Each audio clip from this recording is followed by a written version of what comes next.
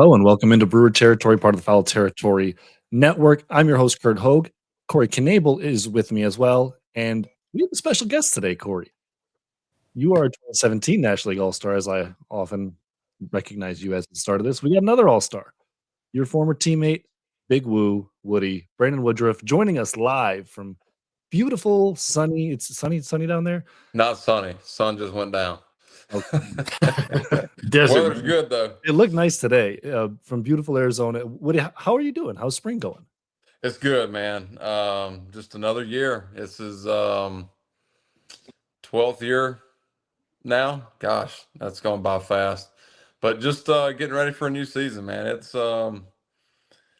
slow progression, but it's good. Just taking it day at a time and getting to the end of spring training and then go right into the season.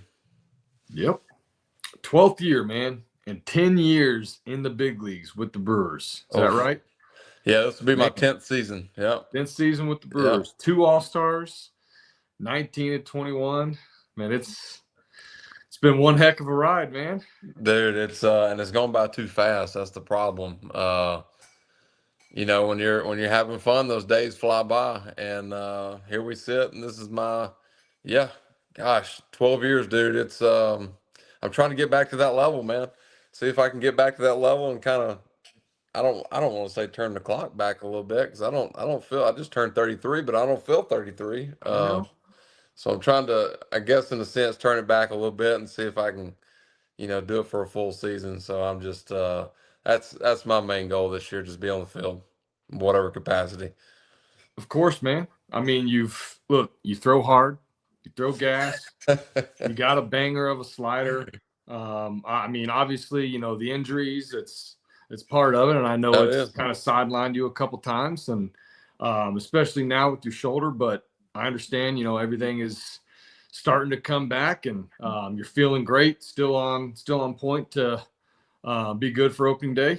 Yeah. So we're trending that way. It's the lat strain at the end of last year just was kind of a byproduct of just a long year, man. I'd gotten fatigued pretty much at the end and just kind of lost mechanics and that was kind of just a byproduct of just fatigue and had to let that lat strain get healed up this winter and before I could really start giving some good intent and building up and once that was kind of full go, then we set forth a good plan with the medical staff and Hookie and the pitching staff and it's a good plan. So as of right now, we're just kind of on a slow, steady climb and progressing through. I don't really know what is a normal spring training anymore. You know what I mean? So it's normal for me. So it's good. I feel good, and it's just checking those boxes every week and just getting built up. So, I mean, sorry, Kurt, but you've been there. No, do your thing. We were talking before the show started. I'm like, dude, Woody probably wants no questions from me.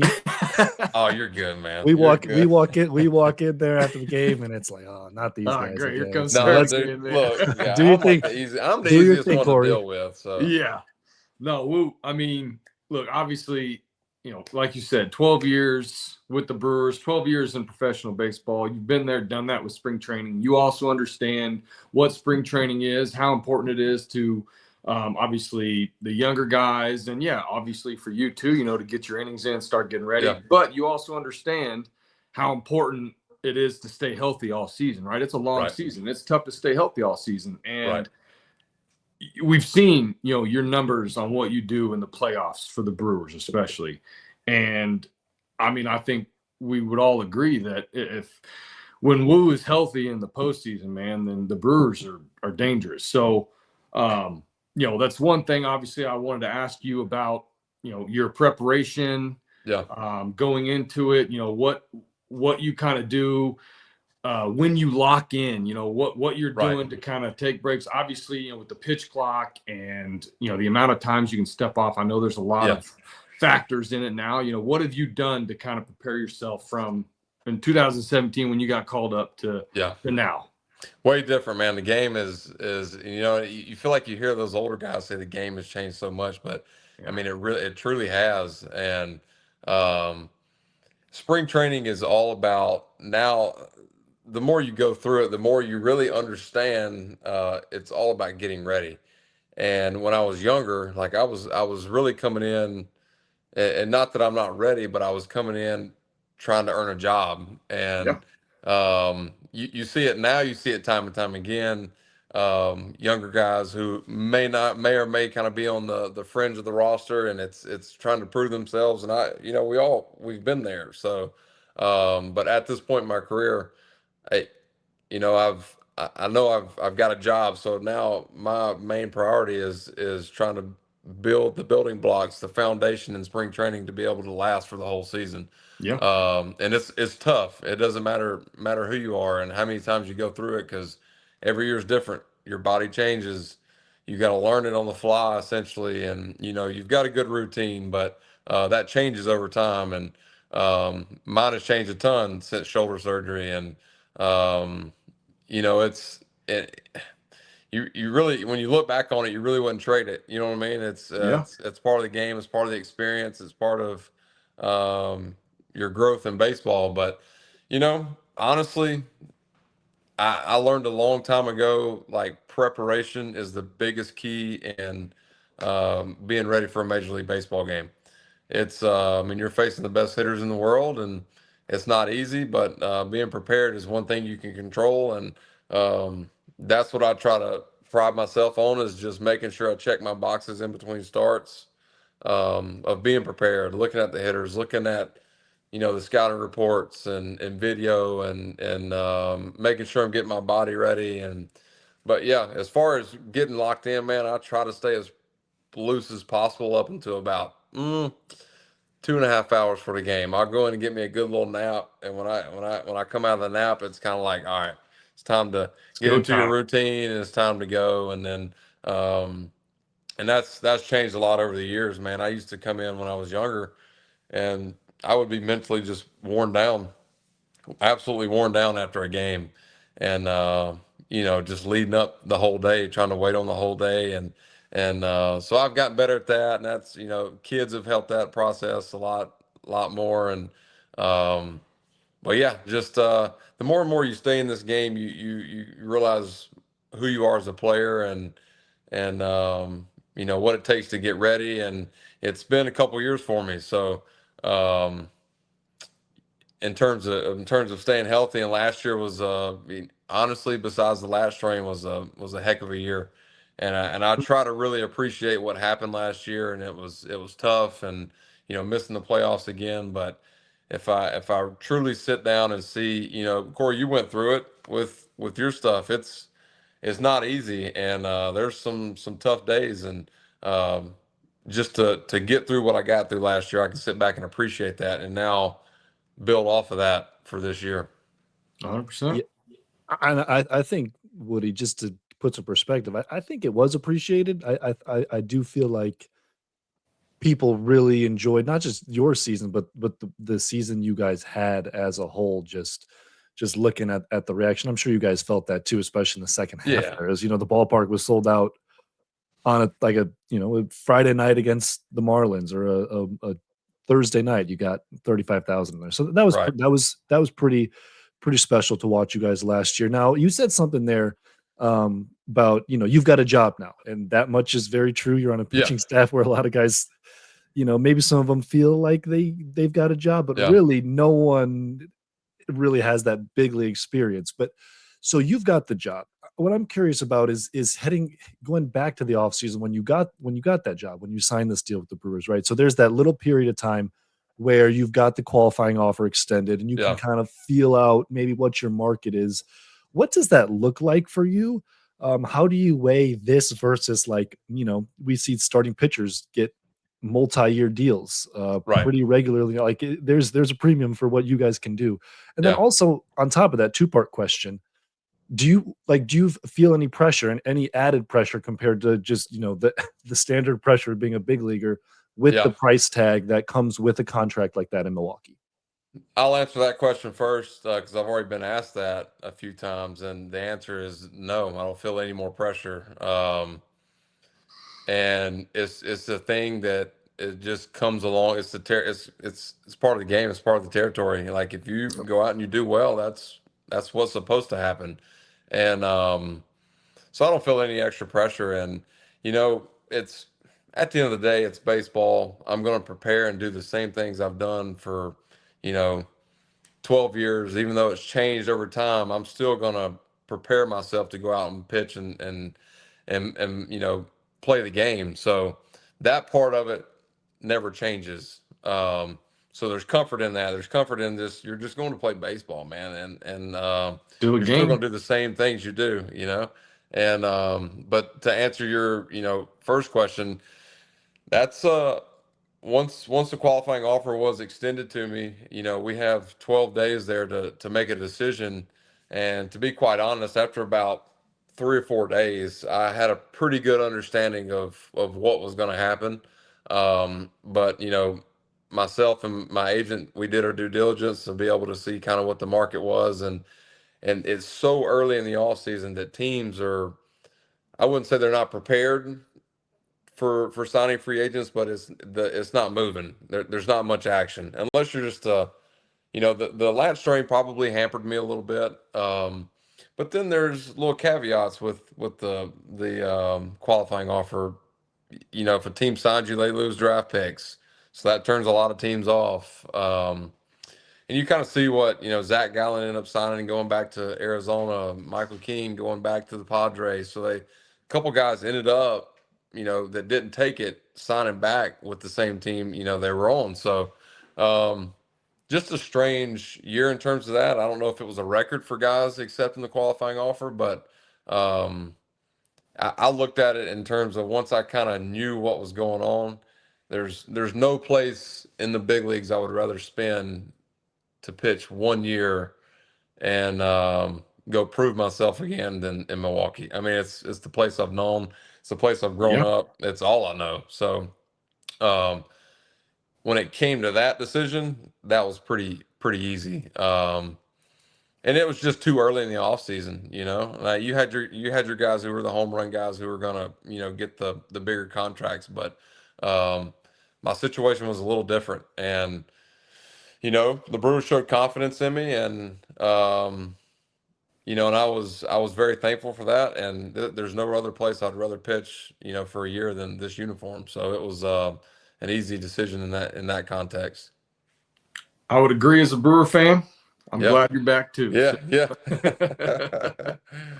So. yeah. Speaking of numbers, man, I wanted to ask you something also about your pitching numbers. Obviously, Yep. I wasn't, too big into all the metrics. I didn't understand as much. It was pull down, right? Yeah. Let me grip it. Let me That's throw it it. as hard as I can. I know Kurt's real big into the numbers. So what I wanted to ask you, obviously, you are with a pitching coach who is huge into those numbers too. You've had Mhm. Hookie in AA Mhm. in 16, and now you got Hookie again. You've Yeah. gone through a lot of different pitching coaches. So, and obviously, I know your pitching style has changed a lot as well. With Right. different pitches in your arsenal. So, how much are you looking at your metrics? I guess in between starts, before the season starts. How big of a deal is it for you? Man, that has changed for me so much over my career. I'll never forget the first day that they brought the TrackMan into the bullpen. That was back in 2019, first full year starting in the big leagues, and they bring the TrackMan into the bullpen, and it kind of just it was odd. And so then it became like we're trying to throw to some numbers here, we're trying to get a certain tilt, we're trying to get a certain this and that, and I really had a hard time dealing with that because I would throw a pitch that would have the right spin and tilt to it, but it was over the batter's head. So, it's like I Trying to just I manipulate. didn't Yeah. I understood who I was and as a pitcher. So then it became from that point forward in bullpens, like I need to be able to at the end of the day, I need to be able to throw it to a good spot. I need to be able to change speeds, in, out, up, down. And but like you said, in between starts, I know who I am. It's very objective. Like here's who you are as a pitcher. Here's how your stuff plays. Here's how it comes out. This and that. So I do pay attention to that. Then it became like, all right, how do I maximize the four seam fastball? How do I maximize the two seam fastball? And that foundation was laid in 2018 for me, and that's how I that evolved for me. And but at the end of the day, I try to be a pitcher. I try to um, pitch like I've got like I'm throwing 88, and I've got to get big leaguers out. Um, and that's how I tried to approach it. But knowing who I was as a pitcher and the objective measurements of my pitches, and I just tried to maximize them. And then once you get in the game, all that goes out the window. Then it just becomes I really try to pride myself on having a good feel for the game, a good feel for what the hitters are trying to do, reading swings. Um, and I get this all the time. And Kirk, you guys ask this all the time. Why do you throw a certain pitch more in one game than you do another game? And it's pretty simple. I throw what the hitter's telling me to throw. And there's no rhyme or reason. And, at the end of the day, I know what I'm good at. But if there's a pitch that the guys are not handling, I'm going to go to it more. And so that's all evolved. And then, after coming back from the surgery, metrically stuff has been a little different arm swing. Um, Obviously velocity was down a little bit. So I had to figure out um, ways to get these guys out and how my stuff was going to play. And truthfully, I didn't figure any of that out until I was going through rehab, and I was getting in these rehab starts, and then I showed up in Miami on that first start back, and we get in the pregame scouting report meeting, and I straight up just told everybody, I was like, look, I don't know how this is going to go. I said, I'm gonna go give it my best, but I was like, we'll figure it out on the fly. And thank goodness I was able to kind of throw the ball where I wanted to that day, and it worked out. So it's just, we've got all these numbers, man, and you can really use them to your advantage. And Hookie knows when and how to present that to me, because he knows I don't lean on the numbers to tell me all the time. But if there's some stuff that's glaring going on, he will bring up like, hey, we need to pay attention to this, and it may be something as simple as just I'm getting too far over on the rubber and my release side's getting a little, out of hand or whatever it is. So kind of simple stuff. And that's kind of how our relationship has evolved. And I mean, he took me from AA to the slow, methodical delivery to speed me up, and being able to use my four seamer up top, and kind of learning that process. And then he was the pitching coordinator after that, so I dealt with him a lot in AAA before I got called up, and then obviously in 19 I've been with him since then. So he's seen me throw about every pitch I've thrown in professional baseball almost. So we use the eye test a lot, and that has a lot to do with it. So, but yeah, numbers are a huge part of the game. I do like them. I don't dismiss them at all, but it's not the end all be all for me as a pitcher. Did the numbers tell you the sweeper was good before you started throwing the sweeper? Well, I gave up a homer on a sweeper, and I didn't throw it for about a month. So then the eye test said something. Heard that. It got me a strikeout, but then after that, I hung a few, and they got deposited, and I quit throwing them. So. Woody, who would you say is the most metrically inclined? Who's the numbers guy on the pitching staff? Man, I would say Quinn is pretty in tune with the numbers. I would say he's a good one. Miz is if Miz would just listen to me, I'm like, buddy, you got 102, buddy. Just go get him, And just go in and blow doors. Miz is coming along, man. He's been looking good, so we're expecting some big things from him. But I would say Quinn's pretty in tune with all the metrics. And it's kind of crazy. You look at it, it's like, I think I'm the only guy on the starting staff that, well, I am the only guy I think Q may have a year of service time, and everybody else is under that. And so, but they've all grown up with the numbers. I came up in a time when the numbers were just becoming a thing. In my first 2 years in the big league, they were, like I said, the TrackMan was then utilized in the bullpen in 19. So like I kind of saw both sides of that. But I'm not a guy who you say, hey, if you throw the ball here with this certain velocity and certain, spin and metrics to your pitch, here's the probability of, what's going to happen. Well, what if that one time is you give up a homer or give up a big hit that scores a couple runs and it loses you the game when you could have went to a different spot or just executed a little bit better. So it's evolved for me, and and it's fun to look into it, but I don't like go dive into it immediately after a game or anything like that. I agree. You still got to execute, man. That's it. Still baseball. Still got to execute. Yep. That's absolutely right. I see a lot of young Woo in Miz also, man. That guy just wants to get down the mound. Hey, get that ball over the plate, man. If he's limber, buddy. 23-year-old limber body. Yeah. It's good stuff. It's special, man. They all kind of reach up. Oh, sorry. Go ahead, Kurt. No, go ahead, Corey. You got a question? They all kind of, obviously, like you said, there's a lot of young guys, not just in the rotation, but in the clubhouse as well, man. It's you and Yelly, right? Yeah. Looking at all the guys that kind of started with the Freddie Peralta, Woody, Corbin Burns, Hader, Yelly, that whole little era right there, and Brett Phillips. And now, look, you and Yelly are the only ones there now, man. Have you been, obviously you've kind of taken it by the chains and kind of ran with that. Look, you're the guy that people are coming and asking questions, man. That's evolved for me too. That's been different for me, this year coming into spring as well. Cause last year it was, my only focus was I was just trying to get back on the field. Yeah.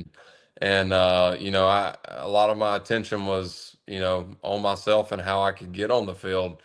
And I was rehabbing in Milwaukee, but I was rehabbing on the road a lot. So I'm bouncing back and forth and this year after trading Freddie, and I'm kind of the last one standing, and it's been a fun process for me, to be honest. And I've never been a huge vocal guy, but I try to lead by example and try to be the best and most consistent, guy in terms of preparation and just, doing the things daily to get my body ready to go, play catch or whatever it is, and try to set those standards in that way. But it's been fun to talk to these guys and help them. And because I've gone through the experiences now that, Quinn and Chad and Miz went through, coming out of the bullpen in the playoffs, pitching in big moments, pitching in big spots, and doing well. And drawing from those experiences, just like, at 18, that basically springboarded me into where I'm at now, and the pitcher that I am. And so I try to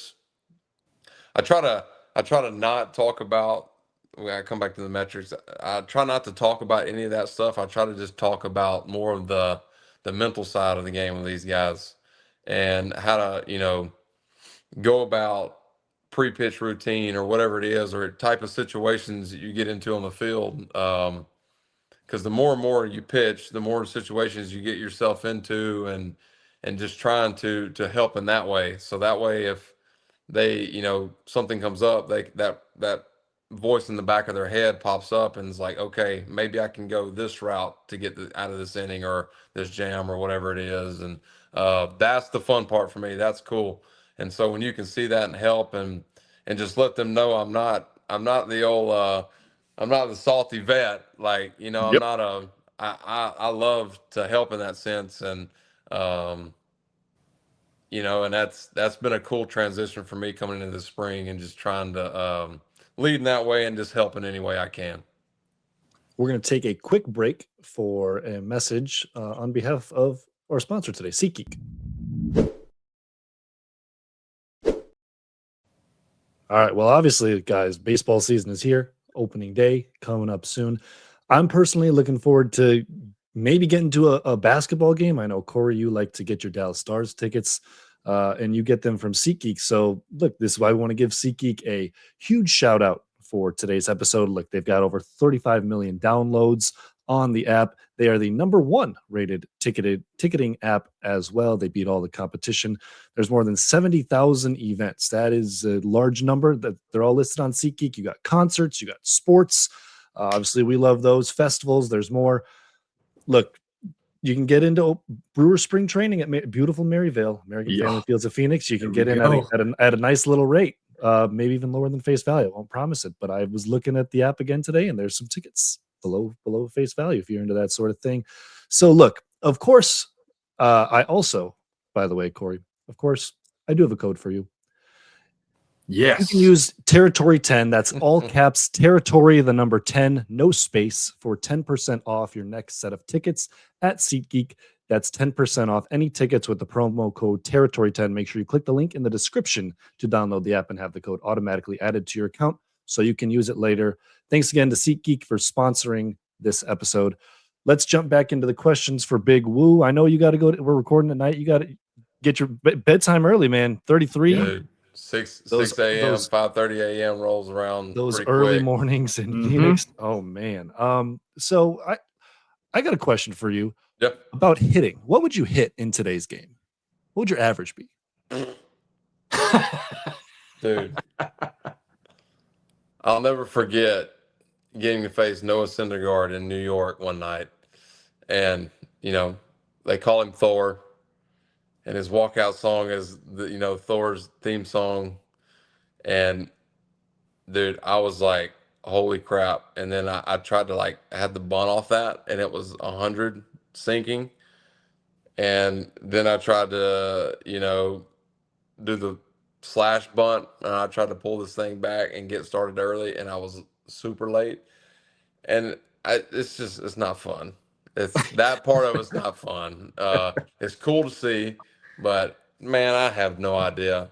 That's probably not even a fair question to ask. But dude, hitting is so hard, and I wouldn't even have a number for you, man. I really wouldn't. Who'd be the best? 250. 250? No what shot. Well, what do you go? Do you know what your career average is off the top of your noggin? It's got to be over 200. You got it in front of you? I'll look it up here. Yeah, look it up. Let's see. I know I hit homers? I hit 260 something one year, I think. But one homer, I really struggled. One homer in the regular season. What is it, Kurt? Let's see. We're scrolling. There's so much pitching, postseason pitching. All right. Drum roll, please. You hit 191. Okay. Over 4 years. But dude, get this. Hey, how about this? This? They have your hitting WAR 0.7. Hey. Oh, okay. Because you're getting compared to pitchers, I guess, right? That's right. Hey, I had a bad year. This was 21, I think. And Murph. Yeah, 115. Oh, dude, man. Yeah, Murph wore me out that year. And I mean, dude, they start spinning first pitch breaking balls, and it's all right, I'm trying to just give me the first pitch heater, dude. And that kind of all went out the window. And that's your own doing, man. You hit 267 in 2019. That's what I'm saying. And then we get to 20, and I didn't get the hit, and then it was all downhill from there, dude. I took a year off from hitting. This crap's hard, man. Yeah. Yeah, I wouldn't do too well in today's game. That's for sure. Who would be the best hitting pitcher on the staff? Come on, man. Yeah, not even a question, man. Well, hey, former two-way guys on there too. Come on, you got some two-way guys. Who? Yoho was a two-way guy. Well, was Logan a two-way guy in college or high school? I don't know if he was in college or not. He was in high school. I was a shortstop though. Yoho? Yeah, well, I haven't seen him swing a bat, so tell him to call me when he hits one off Kirsch. For as long as I'm with the Brewers, I'm holding that title. I'm holding it. Yeah, and I'm not giving it up. I promise. No, man, I don't know. Hey, I'd say all that. They would probably rake, and I would just let me go pitch, man. That's it. We'll never know. We'll never know. That's Never the good know. Unless thing you guys about go it. out and get Shohei, we will never know. Yeah. We're excited to watch you pitch this year, man. I hope you stay healthy. Yeah, hope you have a great year. Let's see. I had one more question. You had one more, Obviously, okay. I just wanted to ask you. Yeah. I got it right here. Let's see. Oh, okay. What's your favorite stadium? Okay. And try and think back to all your Brewers memories that you had. I know you've got a lot, man. What's your favorite Brewers memory? Okay. Favorite stadium? Road stadium. Besides Miller Park. Yeah, American Family Field. Sorry. Yeah, you're good. You don't need them coming after you, Corey. It's American Family Field. Yeah. Get it right. Yeah. I would say I try to factor in a lot of things. Obviously, the West Coast is pretty sick. San Diego's a good time. They're packed out every time. The last few years, beautiful weather. Perfect weather, actually. I'm gonna say I really enjoy going to Atlanta. It's kind of close to home. Yeah. Boston was a treat when we went in 22 and I got to pitch there. I know we play at Wrigley a lot, but playing at Fenway was pretty cool. Man, I know I've said like 3 stadiums. Favorite one. I try to think about like where I pitch good at, and so there's something to this that I don't know if like how much you've talked about this like publicly. I've never written about it, but I know we've had conversations about like the mounds and the sight lines, and there's certain stadiums where you just like pitching there because you feel my like favorite's at home. That's my favorite. I mean, that's and I don't know what the numbers say, but I love the visual. I love actually I really like pitching at Wrigley a lot. I feel like at Wrigley it feels like you're on top of the hitter. You're on top of it. That's a good feeling. I really enjoy pitching in Washington. Strange enough, for whatever reason, I like pitching there. St. Louis changed their dirt on their mound a few years ago, and it's pretty good. And that is a big player into liking a place, and so not a fan of Miami. Nope. Not a fan of Miami. Tampa though. Tampa's mound. Tampa. Really good? I like Tampa. I like their mound. Fan of Tampa, but a mound has the visual has a big part of it for sure. You forgot the second part of his question too. Oh yeah, second part is favorite Brewer memory. I know a lot of people are wanting me to say the homer, but I'm gonna go with in 23 in September throwing a complete game shutout. That was I'd only had probably 1 or 2 other opportunities, true opportunities. One back in 19, and Counts wouldn't let me take that one. It was against Philadelphia in a day game, and I really wanted it. And then I had that opportunity in 23, and I basically just told him, "You're not taking me out." Because I don't know it's so hard to do now. It's like you don't get those chances every day, and so. Quick story about that. He told me I had, I think I was at 92 pitches coming into the 9th inning, and he's like, "All right, I'll let you go out, but you can't. 105's max. Like that's it."